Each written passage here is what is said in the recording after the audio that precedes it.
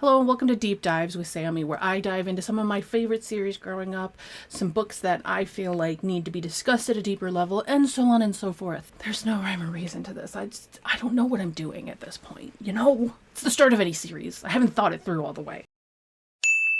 Purpose of this series is to take a book that you may have read and just seen at a surface level and dive a little bit deeper into some of the deeper themes and rip apart some of the characters and potentially turn something that people hated into something people enjoy? Maybe? I don't know. I just work here. Shit. The first book series that we are going to be doing a deep dive in is going to be a multi-part series because there are 16 books. There's 16 books in a spin-off series. I've never read the spin-off series. I don't know that we're going to dive into that, but for the first one, we're going to have a multi-part series. We're going to be addressing multiple different arcs with multiple characters, and crazy shit happens. Like, it's insane how crazy some of this stuff is. The first series we're going to be diving into is the Private series by Kate Brian. This was released in 2006, again has 16 books, multiple different themes and storylines that happen within this, and it is so intense. The entire time I've been reading the series, I've looked like this because I'm trying to connect dots on what's happening and who's doing what and who's where and who's important and who's not, and it's insane how much is in this, and I can barely keep up sometimes. It's a fast-paced series. Things happen quickly. I'm talking quickly, as you'll find out. But this is a series of young adult novels following a main character of Reed Brennan, who starts the series at age 15. She is a sophomore, just starting out at Easton Academy, and she is the narrator for the entire series. So we see everything through her point of view. So we're dealing with some unreliable narrator situations because she is the one seeing all this, and she's traumatized, which is how we like our characters, but this one might be going a little far. So this series deals a lot with mystery and morality and good versus bad and romance and should a teenager do this and should a teenager not do this. There's a lot of that happening. There's a lot of stress, there's a lot of trauma, there's a lot of manipulation, classism. It's insane how much is packed into this series. And when I read it as a teenager, I didn't see a lot of that. I was like, wow, this is like so cool. She's willing to do anything to be friends with these people. And that is not how you're supposed to be. First of all, you should not be willing to like give up your entire life for your friends that you've known for a week. Just saying. So how's this series going to work? We're going to be going through a basic summary of the plot of the books. There will be spoilers, so if you do not want spoiled, you really shouldn't watch this video. These books have been out forever, so if you haven't read them and you don't want it spoiled, that's your own fault. They've been out since 2006, okay? I can't help you at that point. Something I find really interesting about this is that the way that tone is addressed on the cover and how like secretive things can be and like you're in and you're out type thing is, if you look at the covers, there's at least 3 girls and at least one of them is not really focusing on the others. But I find it very interesting that there's like this tone of we're keeping secrets and it's obvious just from the cover. You don't see that a lot with series, and I really appreciate that. Let's go through our characters. We're going to do a brief summary of our main group per each grouping of books. So we're going to be going through 2 books this time, going through Private and Invitation Only. So I will be discussing the main group from those books. Every video we will add and subtract characters who are there or not there. It's a revolving cast of characters. There are so many. Again, I can't keep up sometimes. If I hadn't taken notes, we wouldn't be able to connect any dots at this point. Starting out, we have our main character, Reed Brennan, who is 15 and is a scholarship student at Easton Academy, and she is excited to be there. She is so happy that she got in. She is smart, she's athletic, she seems like a really nice person for the most part, and she seems more mature than the other kids there. She's from a poor family. I say poor, she's lower middle class would be my guess, based off of what we know about her family and her upbringing. But she's more mature and she doesn't have that air of I can do whatever I want when I want, like a lot of rich kids tend to have, and especially at Easton, where that's like their entire personality, is I can do what I want when I want, which highly disturbing, but you know, who am I to judge? Next up, we have Noelle Ling. She is the president of the Billings dorm, which becomes very important later on. She's very blunt and can be insensitive sometimes when she's just to the point, will insult you to your face. and then be like, what? I thought that's what they wanted to hear. She's very athletic. She's your typical pretty rich girl, whatever. And she is in a long-term relationship with her boyfriend, Dash. They are like the it couple of Easton Academy. Next up, we have Ariana Osgood, who is the quietest member of Billings and is always reading. She is the bookish girl of the dorm, and she's Reed's first friend from the dorm, and she introduces them to each other. She introduces Reed to the girls, and that's how Reed ends up befriending them, is because of Ariana. Next up, we have Kieran Hayes. I do not care what the audiobook says. It's Kieran. It's not Kieran. I will die on the hill that it's Kieran. Anyway, Kieran is a model, and she has like the most amazing fashion sense. She will give makeovers and like send people away with these clothes. That's something only a rich person can do. But to the others, she's seen as shallow and bratty, and that kind of comes with her stereotypical model appearance that she has. She can really tend to focus on herself and what she wants. She also has an alcohol problem, and at any party that serves alcohol, she is downing it. It doesn't matter if it's a party, if it's like something more solemn and something more depressing. She is drinking whatever alcohol is provided to her, and she's drinking it in excess. And it's kind of a problem. And to wrap up the Billings girls, we have Taylor Bell, who is the smartest of the group, who allegedly has a photographic memory. She helps all the Billings girls with their homework and makes sure that everything is good for them, that they all have great grades, because that's one of the things that you have to have when you're in the Billings crowd. And she's sweeter and more innocent than the other girls, and she is very sensitive to other people's feelings. She's constantly checking Noelle and saying, hey, come on, they just want to be your friends. You should be nice to them. Like, we shouldn't talk like that. We shouldn't use that language. And in 2006, that is a woke person. Let me just say. Next up, we have the boys of Easton that are important. First up, we have Thomas Peterson. He is the first person that Reed ever meets on the Easton campus. They have a little bit of a meet cute, if you please. And he is rebellious in every single way. He does not follow the norm of what the other people want. He doesn't worship the ground the Billings girls walk on. He's got this air of mystery to him where we don't really know a lot about him, and it like comes out throughout the books. And it's always just like a jump scare when we find out. I'm always just like, excuse me? He also clings to Reed immediately. He is like red flag city. If everything I already said about him isn't enough of a red flag, he is red flag city. He is so clingy, and I know we're going to get into this, but he's so goddamn manipulative, and I cannot believe I thought that was romantic when I first read this series. Good God.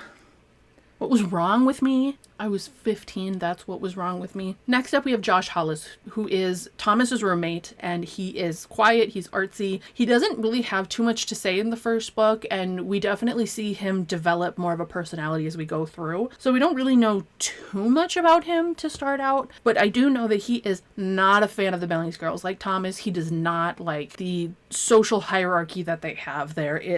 He thinks it's manipulative, it's dangerous, he doesn't want anything to do with them, and he wants Reed to not have anything to do with them. And that is not something that goes away. He becomes fast friends with Reed. Literally, like, they sit down one day and they're like, hey, you know what? I really want to be friends. And they're like, great, now we're besties. Like, that's literally how it happens. I'm not joking. It's hilarious. And there's also some rumors about, like, how he transferred to Easton, and they're not all great. And we find out more as the series goes on, but, like, homeboy's traumatized, and you know how I like my characters traumatized. Then we have Dash McCafferty, who is Noelle's long-term boyfriend, as I stated before, and he seems like a nice guy. He tends to want to do the right thing. He stands up for what he believes in. He's not fully mixed into the spoiled rich kid mentality. He still has it because he's a spoiled rich kid, but he seems to have better morals than the rest of the group, in a way. He's willing to find the evidence to make sure things go the way they should and right over wrong. The only problem is he's kind of a doormat for Noelle. She really does walk all over him, and he is so whipped for her, and he's so down bad that he just puts up with it. And, like, right on. Be in love and down bad for your girl, but also, like, stand up for yourself, dude. And him and Reed are, like, kind of friends, but not really, because Noelle is, like, kind of standing in the way of that. There's not really a official, we're friends. It's kind of like we're good acquaintances, and that's pretty much where it ends up staying, which, you know, whatever. Then we have Walt Whitaker, whose family is a long legacy of being at Easton. His family has been there for generations, since like the beginning of Easton. And immediately he's interested in Reed, and he's immediately like pushing himself on her, and it's weird, and I don't like it, and like, ugh, gross. And the Billings girls really push for it because there are benefits to being with him that they want Reed to take advantage of, but at the end of the day, she has to be the one to say, I have feelings for this person. Ugh, I'm just annoyed talking about this. And we're gonna end with the most annoying character that has ever graced a page in this book series, Gage Coolidge. The only reason I bring him up is because he's in every fucking book, it feels like. Every time I turn a page, I see his name, and I'm like, God, how did we get here? Literally, here are my notes on him. Annoying. No one likes him. I wish he would go away. Honestly, he's an asshole 100% of the time.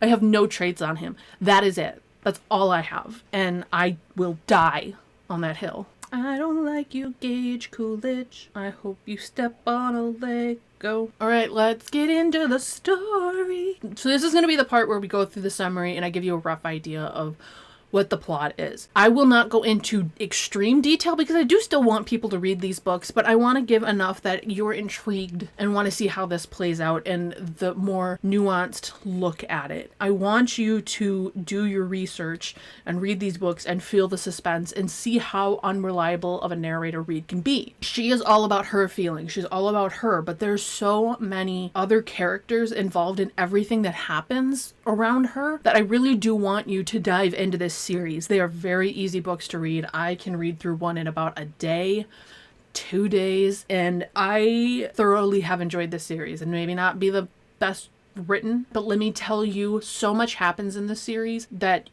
I can't put it down because everything spills over into multiple books and it's just insane. I just described how a series works. There are so many books I've lost the plot, okay? Let's start talking about the summary. Starting with the first book, Private. We are at Easton Academy. This is where everything begins, and we open with Reed getting to campus for the first time. She says goodbye to her dad, and with one bag and a dream, she heads off to her dorm. That's pretty much it. That's how we start. She ends up meeting her roommate, Constance, who is a chatterbox who talks nonstop about anything and everything. And I love Constance. I would die for her. She's a sweetheart. I wish she had more in this series than she does, but like, she's a sweetheart. We love Constance. While heading back from a meeting with her advisor to get her schedule, she ends up hearing someone scream, "Hey, heads up!" And she catches a football. And of course, because it's 2006 and we're on a campus full of rich, spoiled kids that apparently none of the girls care, all the guys are super impressed by her catching the football, and we meet Thomas Pearson, who comes up and introduces himself and starts flirting with her immediately, and she's kind of like, this is weird, but you're hot, so like, okay, hi, I'm Reed, nice to meet you. As soon as they part, she's still thinking about him. Like, she thinks about him all the time. And that should be red flag number 1, because girl has a lot to deal with. Just like, damn. So Constance is trying to get Reed to go to a floor meeting for a pizza party to meet the other girls, and she's like, no, I'm okay, I need some time alone. And I totally get that. Imagine you're in college for the first time and you've never been away from your parents, and now you're living in a dorm with people you've never met. There's no parental supervision, and you're a little homesick for even just a little bit on any level. So she just needs the time to kind of adjust a bit. And she sits in the windowsill and she looks across from her window to the dorm on the other side of the sidewalk, which is the very exclusive, very important dorm of Billings House. This is an invite only. You cannot just move into this dorm. You have to be specifically chosen by these girls that already live there to be able to go in. And they choose the year before. So then the spring semester, they choose who's going to be joining and replacing the seniors that are graduating. So at this point, the house has been filled. The house is done for the rest of the year.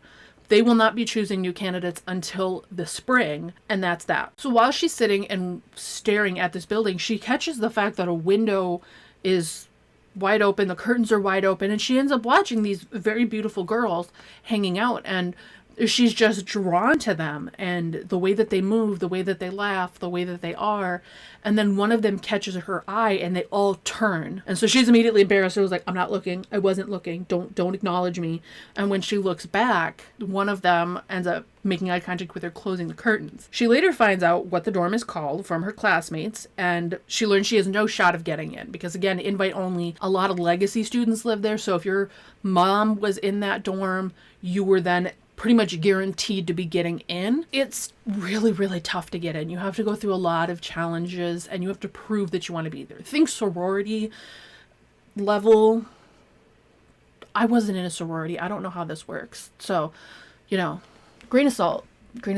But think about this like a sorority where you have to really prove that you want to be in there. This is where she learns who Noelle, Ariana, Taylor, and Kieran are. And they're just the only girls that really matter at this point. There are so many people in this series. I can't go through them all. Especially when there's 16 books. We will get to everybody that's important at some point, okay? We'll get to it, I promise. Now, in classes, Reed is struggling to keep up. She's not used to the teaching style. This is more like AP level classes where she came from a public school, and while she did really well academically, it's much more intense and the classes are much more difficult. So she's struggling to keep up, and the teacher basically embarrasses her on her first day. And so she's immediately just mortified. And it really sinks in that she's not fitting in at the school. She doesn't have designer clothes. She doesn't have the money. She's from a middle class family. She's not doing all that well in her classes from the get-go. From out the gate, she's struggling. So while she's in the dining hall discussing her awful day with her new friends and her floor mates, someone walks up to her, and it's the Billings girls, and Noelle ends up looking at her and saying, oh look, it's our peeping time. Hey, glass liquor. That is a nickname that's not going anywhere. The entire fucking series is a problem. Noelle is super blunt and says, great, now that we know each other, stop watching us. Stop staring at us. Like, girl, okay, chill. You didn't need to give her an evil nickname to tell her to stop watching you. It's fucked up. So now that Reed's mortified, she ends up going to soccer practice, and lo and behold, who shows up but Noelle? And now she's like, hey, Glasslicker, are you following me or are you on the team? And so she's like, I'm on the team. The coach tells her, hey, Reed's a really great defender.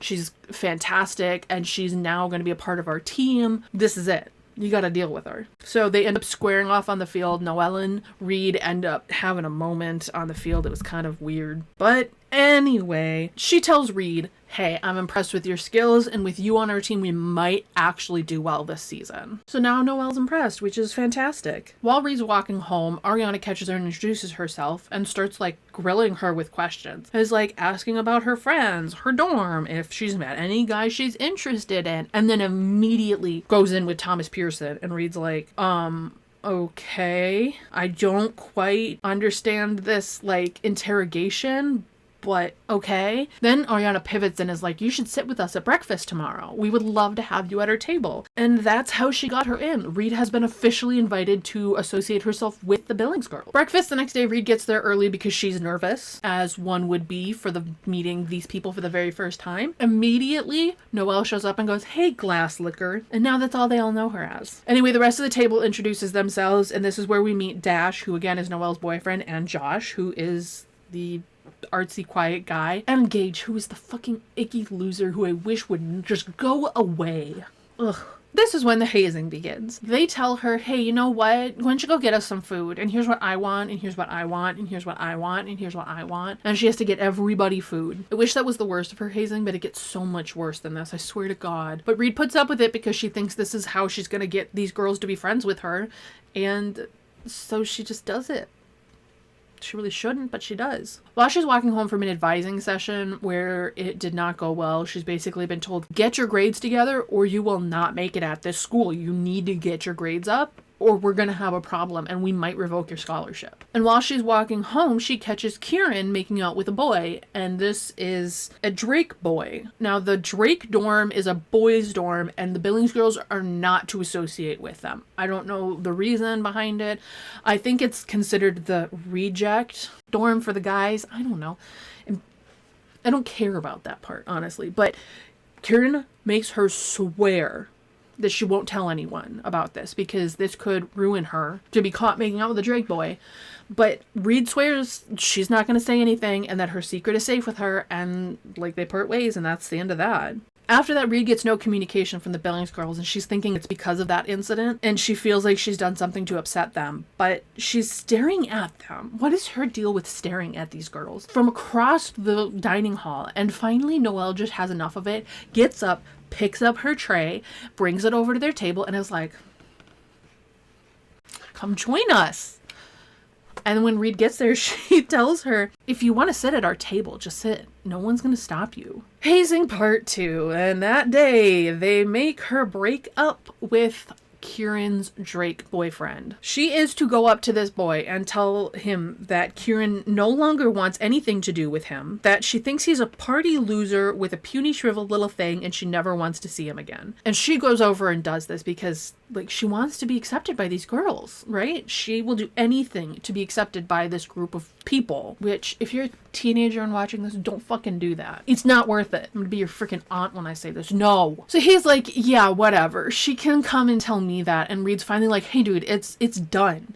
You're done. And he tells her, tell Kieran I'm sorry, and just kind of like runs away and like justified because he just got humiliated in front of the whole dining hall. Reed is like, okay, I'm gonna go. I can't do this. And as she's leaving, she catches Thomas and he's like, is this worth it? Is it worth going through all this just to be friends with these girls? You're getting in way over your head and you really need to consider not being friends with them. And she just kind of like goes whatever and runs away and doesn't want to hear anything of it. That Saturday there's a dance that is like kind of like a welcome dance, if I understand it correctly, and the Billings girls are not there. They are too good for these dances. They are probably off partying somewhere else because they're rich kids. No one's gonna care what they do. And so Reed's there having a good time, and then she sees Thomas and they end up dancing. And then they end up making out, and thus begins their relationship. Yay, manipulative relationships. Gross. Ugh. The next morning at the breakfast table, they're talking about Parents' Weekend, and some people are really excited because of the benefits, like there's really good food and parties and whatever. And some people, like Thomas and Reed, are not excited about it. They're commenting on how Thomas's parents are assholes, but that's not his fault, and he's getting upset about this because I feel like he's in the mindset of, I can insult my parents, you can't insult my parents. And that's kind of like it. And so he leaves and he takes Reed with, and so they kind of start trauma bonding. This relationship is so messed up. I thought this shit was romantic back in the day. He kind of like lets it spill once they leave that he really doesn't like Noelle and Dash and that they know nothing about him and whatever, blah, blah, blah. They're evil, awful people. God help us all. There's so many red flags everywhere from everyone. But then he starts talking about how his parents are assholes and they ruin everything. They're alcoholics, but because they give a lot of money to the school, they seem like really good parents. So he's kind of got this struggle of, I see them for what they are, everyone else sees them for what they put on for a show. Reed then says, hey, you know, I kind of relate to what you're going through. My mom is an alcoholic and she's addicted to pills. She's straight up told me she hates me after an accident that she got in when Reed was 8 and has never let her forget it. For the most part, she's been struggling with her addictions ever since.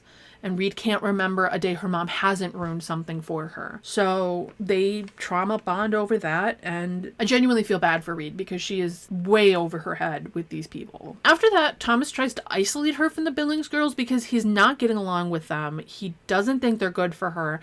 And while she still wants to be friends with them, he's kind of like pushing her the other direction, saying, you don't need them, you only need me, I can be your friend, and that's all you need. Massive red flag. One day after yet another bad day, Noelle tells Reed, hey, let Taylor help you with your homework. She's super smart. She's helped all of us. And she's already finished her homework for the semester. And Taylor is like, I love homework. Let me help you. I want to help you. I want you to do good in school. I want to help. And this is like the first green flag I've seen in any of these people, is that she is saying, please let me help you.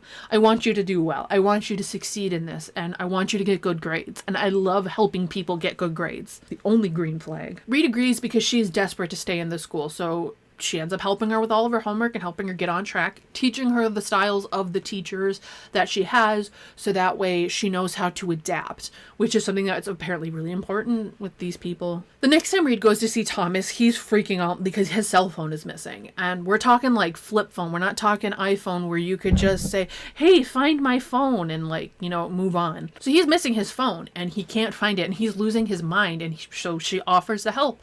And he snaps at her and says, no, this is my problem. You do not need to be dealing with this. And she's like, all right, weirdo. Like, why are you freaking out this much? It's just a phone. And when they see each other again, he takes her to his dorm room and apologizes and says, hey, I know you had a really bad day and I really want to make it up to you. And I want to help you de-stress and I want to help you relax. Red flag. They start making out for a bit, and then things lead to the bed, and then it's a fade to black moment, and I think we can all figure out what just happened. Reid lost her virginity to Thomas Pearson, and I'm still telling you, we know nothing about this boy. What I have told you is all we know about him at this point. We know nothing about him. It's disturbing. Parents' weekend comes up again, and Noelle finally convinces Reid to uninvite her parents. She doesn't want her mom there, and of course, if her dad is invited, her mom's probably going to trail along, and she doesn't want her to come and ruin what she has going and make it all about her and embarrass her in front of everyone. So she calls, and her dad is so excited, saying, oh, your mom bought a dress for this. We're so excited to see you. It's been so long. And Reid says, I don't want you here because of her. And he's trying to convince her, come on, she's so excited. How am I supposed to tell her? She bought a dress. She's doing better. And Reid's like, I get that, but I don't want her here. And he finally is just like, all right, I'll respect that. And they're not coming to Parents' Weekend now. And I really do feel bad, because if her mom was in a place of healing and being better, I hope that she understood why Reid did what she did. Telling her dad not to come was super difficult, and Noelle's like, hey, you know what? Good job, Glasslicker. And immediately, Reid is like, stop calling me that. Why do you insist on calling me that still? If we're supposed to be friends, why are you calling me that? And Noelle's like, all you had to do is ask me to stop, and I'll stop. And so now apparently she's not going to call her Glasslicker anymore. Spoiler, she's going to keep calling her that. Then she gives Reid a phone, because again, 2006, not everybody had a phone at that point. I'm assuming Reid's family couldn't afford to have an extra line, because it was a lot more difficult to get a line at that point. So she gives her a phone and says, just so you're not unavailable. Fucking weird. Okay. Now Reid wants to tell Thomas about Parents' Weekend, because they were both under the agreement that their parents were not going to be showing up and that they were going to spend the weekend together. I have some news for you. Reid tells him, hey, my parents aren't coming. I'm so excited. Now we can hang out. And he's like, oh my God, great. Now you can hang out with me and my parents. His parents are still coming. He never uninvited them. And he's telling her how excited he is and how much they're going to love her and how excited they are that he has a stable girlfriend. And she's like, oh, I mean, yeah, I guess we can do that. So they make plans to have a meal together. And now I'm sitting here going, girl, that's so many red flags, and we're barely into this relationship. Barely into this. And now we're back to the hazing. In the middle of the night, Reid gets a text. Meet behind Billings. You have 3 minutes. So she immediately throws on some clothes and runs and meets the girls behind the building. They tell her that Ariana has a test that she didn't have time to study for, and she has to pass this test. So they need her to go into this building after hours and get the answers for her so she can cheat. And of course Reid's like, I don't understand. How is this possible? But they tell her, you have 15 minutes, and if you're not back in 15 minutes, we're going to call security. So you better get running. And she goes in, gets the answers, gets out just before the 15 minutes is up. She is willing to break into buildings for these girls. That's how much she wants to fit in with them. And I feel so bad, because at my age, I can't imagine wanting to do all that. But at the age of 15, I can see how when you're alienated as much as you are, you really want to fit in, and why you would go in and do this. It just hurts. So she gets the test. She brings it back. They all start laughing and go, she's not even in that class. That's so funny. Oh my God, that's so funny. So after she passes this test, they invite her over to Billings, and they give her a mini makeover and give her some clothes. because again, she's got no designer clothes. She only has her poor middle class family clothing. Me and my Walmart sweater here will just exit, I guess. Reed has a really good time with the girls during this makeover, so it really does feel like a good bonding moment for them. They're getting to know each other a bit, and you know, maybe that's what their friendship needed to start. Later on, Reed is out walking and she sees Thomas with another student, and she sees him give them a baggie of pills and take cash for it. He's dealing drugs. Knowing how she deals with her mom, who is addicted to medications and pills and all of the struggle she has with that. And he didn't think it was right to tell her this. What? He ends up seeing her, like, see him do this. So he goes after her and he's like suddenly gaslighting her, and she's like, you're probably lying about parents weekend. Like, how do I know you're not lying to me about other stuff? I told you about my family life. I told you what was going on with that, and you were doing this the whole time. And so he starts gaslighting her and saying, you're not mad. You love me, right? If you love me, you love everything about me. So he's really pushing this. You have to love everything about me. Like, we love each other. She's never said it. At this point, I believe he did the night that they had sex. But, like, it's so intense with the gaslighting that I was, like, sitting there going, God, like, is Reed making all this up? Like, he was so good at gaslighting her that when I first, like, read this as an adult, I'm like, wow. Did she, like, misread this situation? Like, what? She didn't. He's an asshole. But he was so good at gaslighting her that she was like, okay, maybe it's not that big of a deal. But when she doesn't say anything back to him after that, he thinks she's breaking up with him and then starts freaking out going, you can't break up with me. This can't happen. And he starts guilting her and she goes, I just need some time to think. Okay? Let's just have some time apart. I need to think about this. We're not done, but I need some space for now. That same night, she gets yet another text to meet behind Billings in 3 minutes, and she's so not in the mood. But she goes, and then they tell her, hey, we want you to break into this teacher's office because he's been giving you a hard time, and put some alcohol in his coffee thermos. And Reed's like, that could get him fired.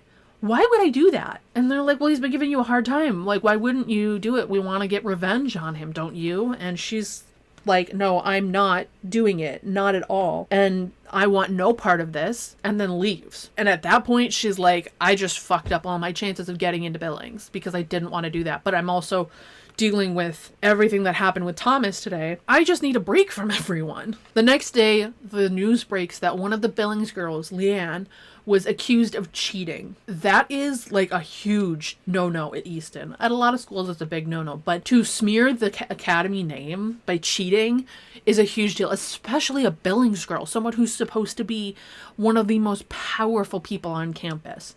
And it's big news. Everyone's talking about it. And if she is found guilty, she's going to get kicked out of the school and have to go somewhere else. She'll be expelled. During dinner that night, Thomas corners Reed and says, we need to talk. Like, we need to discuss what happened. Like, we need to discuss everything that you're upset about. He tells her he did not inform her about the drug dealing because he didn't want her to be looking at him like he's a loser. He knew her past. He knew how she felt about that.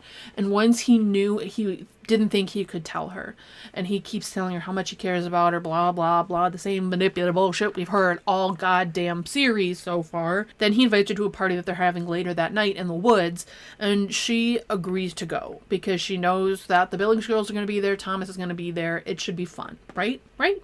What could go wrong? So Josh ends up escorting her there because Thomas is already at the party and he helps navigate her through the woods to the party. And when they get there, he offers her a drink and she says, no, thank you. I don't really want any of that. And she ends up going over to the Billings girls to chat with them. Now at this point, remember, she thinks she's just done with them and nothing else is going to happen with their group. Thomas interrupts them and he is just absolutely trashed. He's wasted. He can't speak without slurring his words. He's stumbling everywhere. So he's like, hey, you forgive me now, right? And like pushes her up against a tree and starts like making out with her, feeling her up. And it's just like, he's assaulting her. And she's like, hey, you need to stop. And she's like close to tears, like, Thomas, get off of me. And finally, when she's able to, she pushes him away and he goes fucking ballistic. He says, you're only here for the Billings girls. You don't love me. If you're not here for me, you should just go. I don't want to see you anymore. And she's Like, what the fuck? Everyone's staring now, and she's embarrassed. And I don't know if she trips and falls or if he pushes her. To me, it wasn't quite clear in the book, but she ends up falling and hurting her knee and hitting her head, and that like immediately sobered up Thomas, and he's like, oh my god, I'm so sorry, I didn't mean to hurt you. And the guys drag him away, and the Billings girls are like, that's it, we're leaving, you're coming with us. Thomas, back the fuck off and go away. Now, while they're walking home, the girls are really trying to press, you need to stay away from him. He is dangerous. He's not good for you. You need to just break up with him and leave him completely. And she's like, yeah, I'm genuinely done with him. I can't deal with this. And like, good. Because he's fucked up. And then Reed, on the way home, ends up realizing that this was her in with the Billings girls again. Girl, you just got assaulted by your boyfriend in front of a group of people, and you're now thinking about how this is your in back into the dorm. Your priorities are in the wrong spot. Girl, you need help. The next day, Thomas is at her door begging her to listen to him, and he finally admits he has a problem with alcohol. No shit, Sherlock. God, fucking red flag man everywhere. And he wants to get help, but he needs her to help him get help.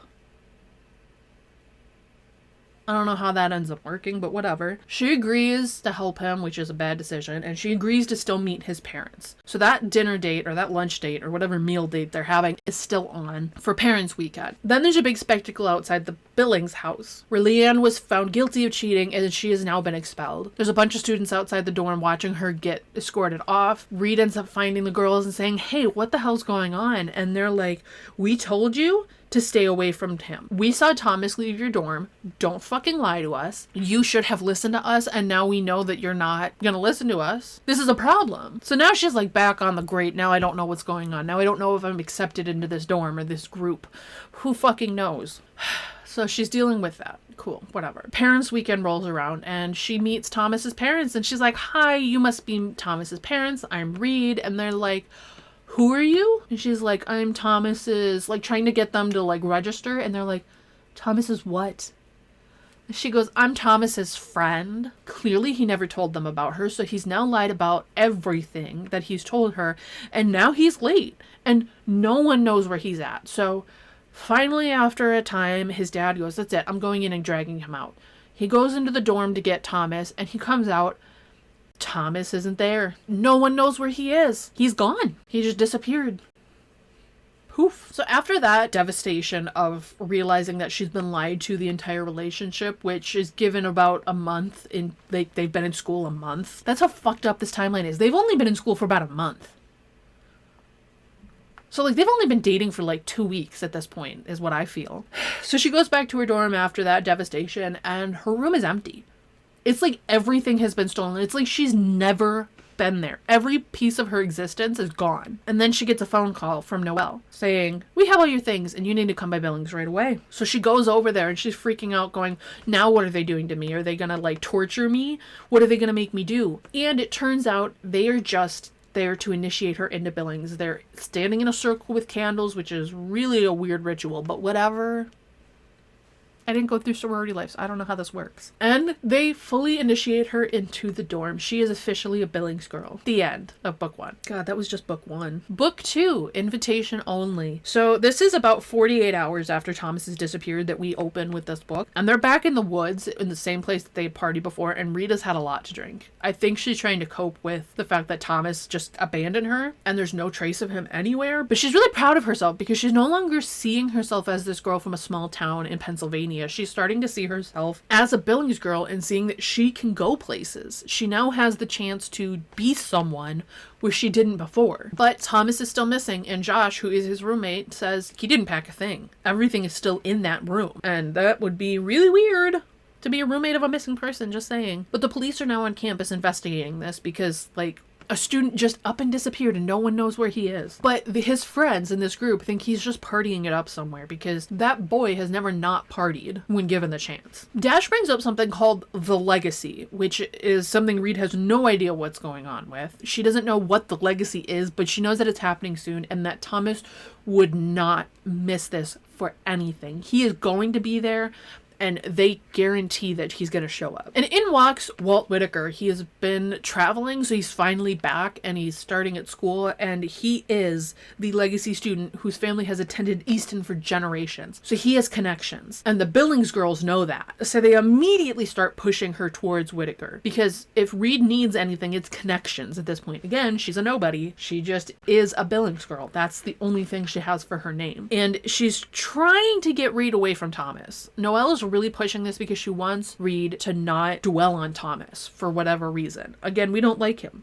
Ugh. But Reed is still saying that she's with Thomas. So it's like, okay, what do we actually do with this? Like, I'm still with him, but like he's gone and he's missing and he just left. He didn't say anything to me, so what do I do? Anyway, her and Whitaker end up chatting and talking, and then he starts kissing her and like feeling her up again, getting assaulted by a boy on campus, and she's not enjoying it. And so she's like trying to stop, but then she's like, I'm gonna throw up because I've had so much to drink. I'm wasted. She pushes him away, pukes everywhere. He ends up escorting her home, and like that's really fucking weird, if you ask me. And now we have more hazing, because we're nothing if not a hazing school, apparently. So the next morning, Reed's super hungover. She gets woken up by the core girls of Billings, and they're like, you're gonna clean all the bathrooms and all the bedrooms before breakfast. And if you don't, we're gonna make you clean this place with your toothbrush. Ew, that's fucked up. Who comes up with that shit? Ugh. She gets the cleaning done at light speed. She has no time to shower, so her hair is just disgusting mess and pulled up in a ponytail, and she still has to get the girls food at the table. And Josh is trying to help her, but as soon as she sees Whitaker, she's like, I'm out.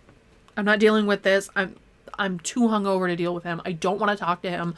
I'm gone. During the morning chapel meeting, Dean Marcus tells everyone that since no one knows anything and no one's coming forward about where Thomas is, they're going to interview every single student individually, and no one's a suspect, but we just want to know where he is. Just tell us what's going on. After the meeting, Reed catches Ariana and Taylor talking, and Taylor's really anxious and nervous and is just like not herself, and she like leaves quickly, and Ariana just completely glosses over that, saying, oh, she's just not feeling well, so she's gonna go rest. And Reed's like, this is really weird. Taylor doesn't act like that. Like, is she okay? Should I be concerned? And you know, I don't blame her for questioning it. So the others kind of like are feeling out how Reed's doing with all this, because like to have the police come in and interview you is gonna be like a really intense situation, and they're trying to reassure her that Thomas always lands on his feet.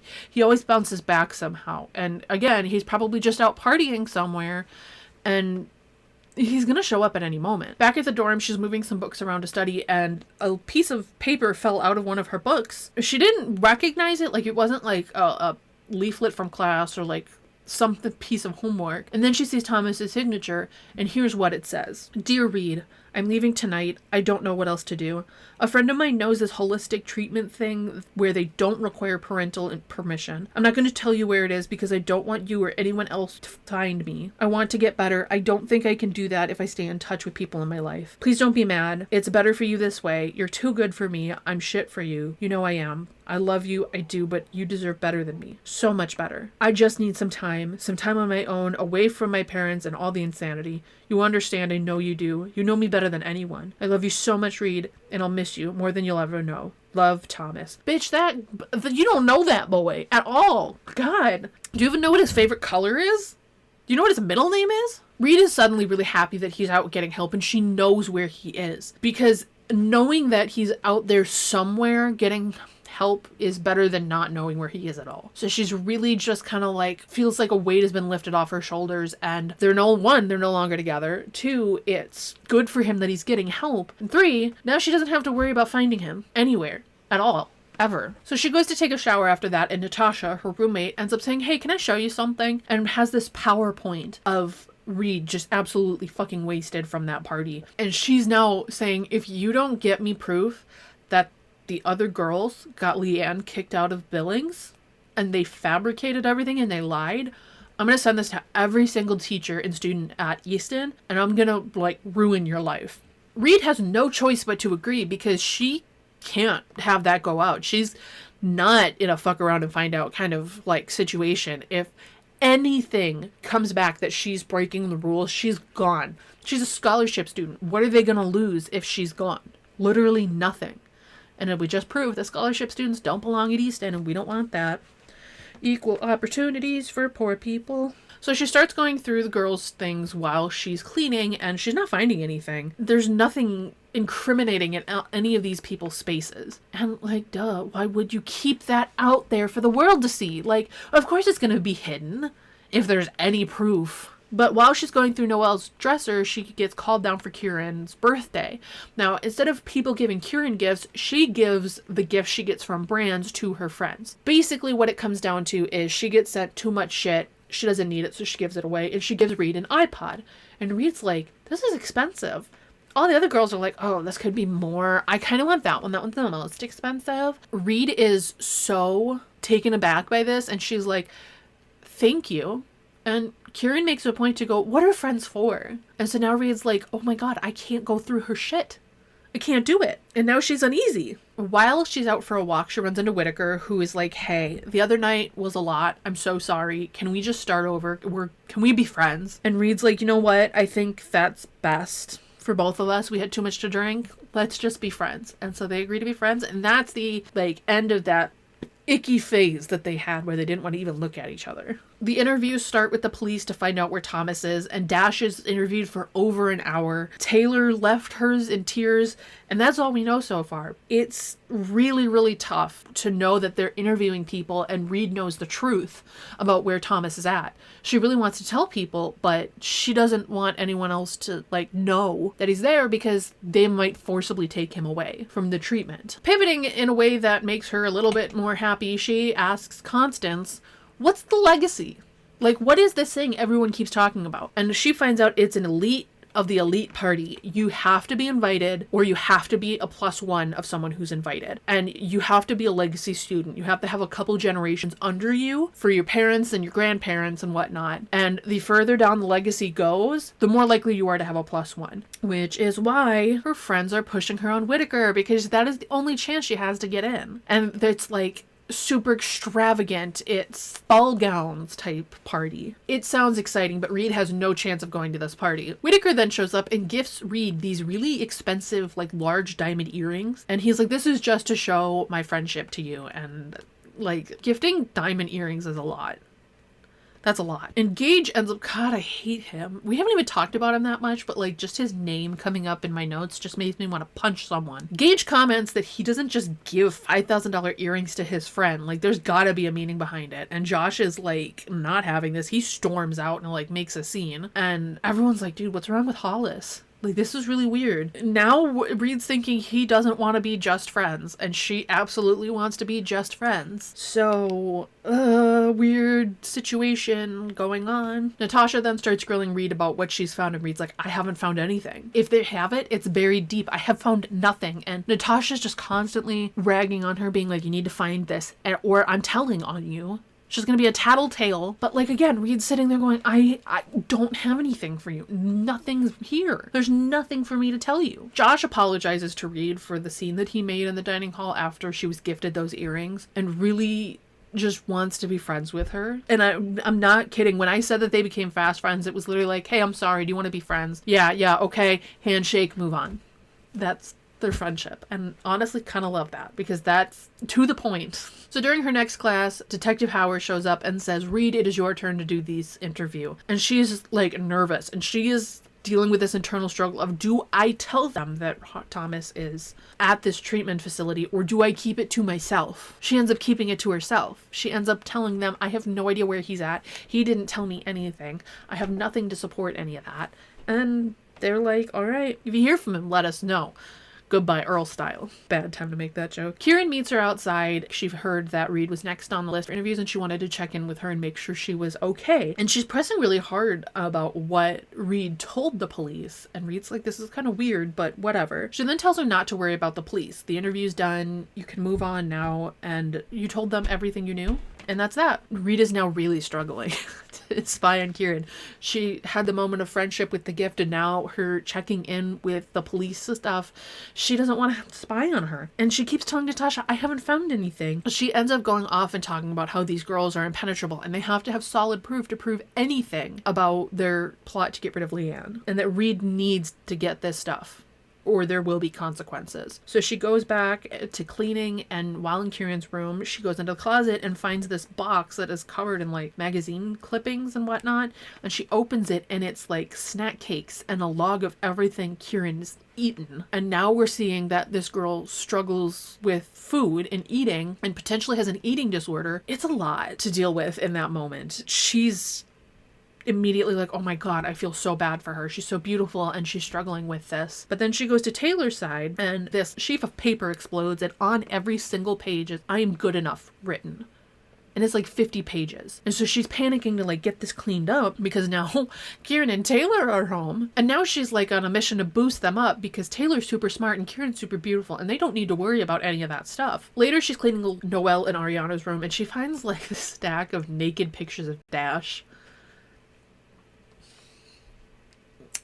Really inappropriate, really weird. And she finds in a trunk of Ariana's a false bottom where she finds a laptop that is password protected. So she's got to get the password to potentially get any dirt they may have on Leanne. So the topic of legacy comes up again, and Noelle and Kieran really push that to get in, Reed needs to go with Whittaker. Like, that needs to happen or she can't go at all. No one else has a +1. Kieran has to go with Gage. Like, ugh. Noelle is taking Dash and no one else has a +1. It's that or you don't go. And they say, hey, you know, you might see Thomas there. If he's gonna be there, you need to go. So she's really now thinking, I have to do this. I have to just suck it up and deal with it. And that's that. Whit then invites Reed to go out for his 18th birthday to dinner at this really fancy restaurant, and she agrees because she thinks this is her only way to get into the legacy. So she's gonna play nice and she's gonna play the game and try and woo him into inviting her. And, you know, whatever. She's doing what she needs to do. Go girl boss if you need to. Natasha once again grills Reed and she finally just says, you gotta be patient. I can't tell you anything if I don't have anything. This stuff just doesn't magically appear and I need to figure it out. While she's investigating, she's looking at literary stuff because Ariana is a part of the literary club. And so Ariana sees that and invites her to go, and Reed's like, sure, that's fine. She goes and it's not her vibe, and Ariana ends up snapping at her not to waste their time if she's not interested in it, because she's like, it was fun. But she doesn't like having to slam other people's writing. She doesn't like ripping apart someone else's poetry or someone's story and telling them that it sucks, which the literary club has no problem doing, apparently. Reed finally figures out the password to Ariana's laptop and she opens it up and sees an instant message history that is as such. Okay, so low-key forgot to record this, so I made a mock-up of what I thought this would look like on a computer in 2006, so say hello to Windows XP. Okay, cut me some slack, I'm trying, okay? Ariana, so we're definitely doing this. Noelle, definitely. We decided we won't read, right? Ariana, yes, and Latimer is on board. Kieran got her a free pass at Manolo for her silence. Noelle, perfect. Latimer is too easy. So we're ready to do this? You have the cribs? Ariana, all set. Just tell me when and where. Noelle, tomorrow. We'll get Reed here by the weekend and Elle out. Thank God. Ariana, you're so bad. Noelle, and it feels so good. Ugh. Oh, God. Ugh. God. Ugh. Anyway, back to the video. So she copies the files for that onto a flash drive. She puts the laptop away and she runs because now she has hard evidence that they got Leanne kicked out of the school and that they framed so that she could get put in the place. Poor girl. God. And the next day she meets Josh for breakfast and she's like, hey, I have a question. If you knew someone was cheating, would you turn them in? Josh immediately goes, absolutely. That is part of being a student here, is that you agree not to cheat. And Whit walks up and he's like, hey, if you know a Billings girl is cheating, you need to keep your mouth shut because throwing them under the bus could ruin your life and everything around it. So now it's Whit's birthday dinner and Rita's dressed up. She's really fancy. She's wearing the earrings. They go to this fancy restaurant and it's one of those like man orders for woman. The woman does not talk to the waitstaff, which... ew. She agrees to let it happen. He orders for her. They have a nice night. They end up getting scratch-off tickets on the way home, and they're having a great time. Then he invites her to be his +1 at the Legacy, to which she accepts. And now she's got her ticket. Then and Legacy's like tomorrow. So, like, this needs, like, last minute. This is last minute. So the next day, while the girls are getting ready, Reed drops the bomb that, hey, you know what? Natasha's blackmailing me, and I have all this evidence, and they're like, all right, okay, cool. And then they change the subject to the Legacy and, like, get her dressed up. Like, they ordered a dress for her. They knew she was gonna get the invite, so they ordered the dress, moved on, all that shit, and, like, it was really weird.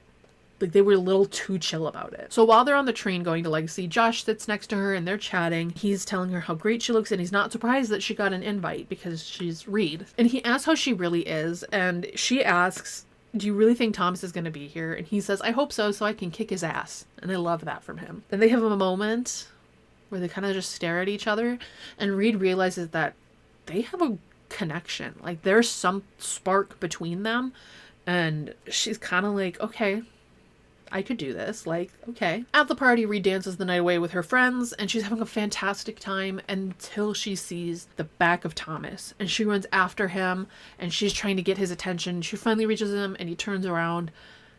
It's not Thomas, and she is extremely disappointed about that. While she's going back to her friends, she finds Natasha and Leanne making out, and it turns out that they've been together since sophomore year. Oh boy, here we go. Here's where it all starts to unravel. Natasha tells her that the girls put her up to that to test Reed, and they threatened to tell everyone that Natasha and Leanne were a couple. Talk about homophobic. So Reed goes up to the group, and she pulls Noelle, Taylor, Ariana, and Kieran aside and says, we need to talk. They tell her they were testing her and she passed, and now there were no more secrets. They wanted to know if they could trust her, and now everything is going to be fine. They planted all that evidence. Everything Reed had been worrying about for days now is not real. Kieran doesn't have an eating disorder. Taylor knows she's enough. The IMs that she found on the laptop were totally fake, but the pictures of Dash were real. That was just weird. And the hazing's gonna stop now. She's earned their friendship, and that's that. They're now perfectly equal friends. Can't believe I've said that. On the way home, Reed tells Whit that there's nothing else between them, and that they're going to be just friends. And he's kind of like, all right, yeah. I mean, I didn't see you all night, so that makes sense. And she tells Josh, hey, you know what? I think I'm going to move on from Thomas. He's doing his thing. I need to do my thing. We need to move on. There's nothing between us anymore. And he's like, you know what? That's really healthy of you. And I'm proud of you for that. And he ends up letting her lean on his shoulder while she's sleeping. And when she starts to fall off, she lays her head down on his lap. And it's just like this really cute moment. And like, oh God, I love it. It's so cute. Getting back on campus is the last hurdle. They have to sneak back onto campus, and then from there, get back to their dorms. So they're all having fun. They're giggling. They're laughing. They're all a little drunk. But when they get to the dorms, there's flashing lights. Dash, Gage, and Josh run ahead to see what's going on. And Josh comes back, and he tells Reed they found Thomas, and he's dead. And that is the end of book 2. Can you believe that's only 2 books? Can you believe that all that happened in 2 books? And we are at Halloween. Legacy happened on Halloween. So, what the fuck? So, Reed gets together with Thomas in September, and probably by like end of September, beginning of October, he ends up missing. And then they find out he's dead on Halloween. What? Excuse me? How did we get here? Like, what do you mean? He's insane timeline. But there's some takeaways from this. Every single person in her life, except for Josh right now, and maybe Constance, are manipulating her. All of the Billings girls have manipulated her. All of her relationship with Thomas has been manipulative. Whittaker was manipulative. Every single person has manipulated her on some level. And it's to the point where it's like, I feel that Reed sees this as normal, and that's really tragic because she deserves better than this. And it's so normalized in her life now that she's just like, this is how being a friend works. Guess that's it. Like, Jesus. And not even that, the classism of this. Things that I didn't bring up were the constant comments about how she dresses, where she comes from, the fact that she's a scholarship kid, the fact that she doesn't know all these rich people and their kids is constantly brought up, and she's constantly torn down because of that. But she accepts that as normal. And while I know a lot of reviews will immediately say, this is toxic, it's really gross, it's too, like, she's trying too hard to be friends with these people. Put yourself in the shoes of a 15-year-old girl at a school where she is the only one that isn't rich. She's the only one that doesn't have a set path in life. And you tell me what you would decide. You could tell me that you would do differently as a 20, 30, 40-year-old person. But would you do that as a 15-year-old? Like, she doesn't have anyone there to guide her. She's making this up as she goes. It's truly mind-boggling that this is the mindset that people have when it comes to her. And I don't get it, and I don't think I ever will get it, but I hope that she's okay at some point, because she's been assaulted twice. Her boyfriend went missing. Then he was found dead. We don't know how long he's been dead. We don't know if that happened when he went missing. We don't know if that happened later on. She's being manipulated by every single person there. Like, she is going to come away with lasting trauma from this place. And, like, I sit there and go, is it worth it? But to a 15-year-old who sees this as her only way out, yeah, this is worth it to her. She's willing to put up with all this manipulation and all this stress and all this trauma. I think that says a lot about the different classes, and when you're stuck in a lower middle income family or a poor family, you're willing to do what you need to do to get out of it. And I think that people are missing that part when they're analyzing this story. She's willing to do it because she has no other options. It's not like, oh, I'll just transfer to the other private school on the other side of the country like these rich kids can do. This is her only option. So she's going to do what she can to make a name for herself and to make sure she gets somewhere. And being friends with these people and living in this house, that's the only way she's going to get anywhere. And I hate that for her. Like, genuinely, I hate it for her. She deserves better. The level of loyalty that's tested from these situations, too, is just weird. Again, I've never been in a sorority before, but I don't like, is this how it is in college? Because if this is how it is in college, why would you want to be in a sorority if you're getting tested that deeply, where people are being threatened to be outed? They have fake evidence planted, so you suddenly feel bad for them and you're helping them heal from trauma. And your friends are pushing you on people. Like, to me, I can't understand that. And again, this book came out in 2006, so there's a slightly different vision of what happens in these situations now versus then, but still, it hurts to watch Reed have to deal with this. I really want to say that this gets easier for Reed as the story progresses, but it really doesn't. And that's really tragic and sad because the classism's held over her. The manipulation is consistent. She's constantly at the center of it. Like, I feel like Reed is at the center of a hurricane where everything is spinning around her and she really wants to grasp anything around her and she can't. And I hate that for her. I feel like a big sister at this point saying, I want her to succeed, but with what she's been given, she really can't. And that sucks. Overall, I think this series paints classism and manipulation within classism really well.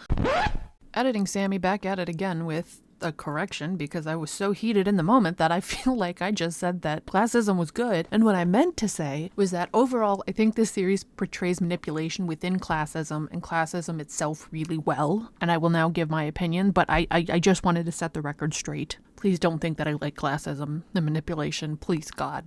Anyway, back to you, Sammy. Because Reed is not questioning it. It's so easily pushed on her, and it just shows how easy it is to fall for it in this when you have that constantly being thrown at you. And I haven't finished the whole series yet, so I'm not totally sure where we're going to end up, but I hope Reed gets to break through all of this and she doesn't have to deal with it for much longer, because if this is her sophomore year, she still has 2 years left at this school. And God, I would not want to go back. At all. After finding out my boyfriend's dead, I'd be like, goodbye. Whatever. See ya. So what do you think happened to Thomas? Was it suicide, natural causes, murder, an accident? Let me know down in the comments, because God, I know I've questioned everything about this series and I want to know what you think. How do you feel about this classism take on it and the manipulation? Do you feel like I feel for Reed, where you want her to succeed? Do you want to see her downfall? Let me know down in the comments what your thoughts are, and I will see you in part 2, where we finish this arc and this storyline and we wrap it all up and see where we end up. I'll see you in the next one. Goodbye.